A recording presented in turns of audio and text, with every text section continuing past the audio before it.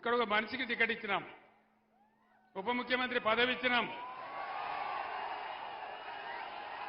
ఎందుకు మారిపోయింది ఆయన పార్టీ? ఎందుకోసం మారింది పార్టీ? నేను ఒక్కటే మాట చెప్తా ఉన్నా, కడియం శ్రీహరి సరే నేను అనలేను, ఆ మాట నా నోట నేను అనలేను. కానీ ఆయన చేసిన మోసానికి శాశ్వతంగా ఆయన రాజకీయ జీవితం సమాధి చేసుకుంటే మనవి చేస్తా ఉన్నాం.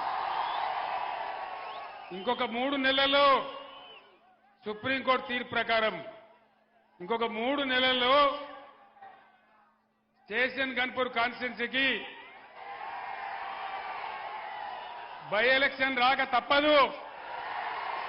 ఇక్కడ ఒక మనిషికి టికెట్ ఇచ్చినాం, ఉప ముఖ్యమంత్రి పదవి ఇచ్చినాం.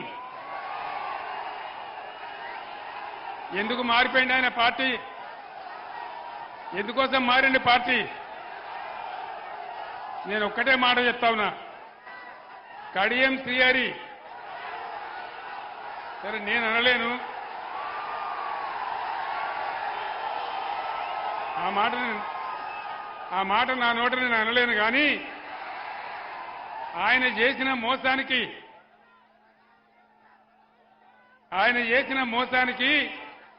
శాశ్వతంగా ఆయన రాజకీయ జీవితం సమాధి చేసుకుంటే మనవి చేస్తా ఉన్నాం.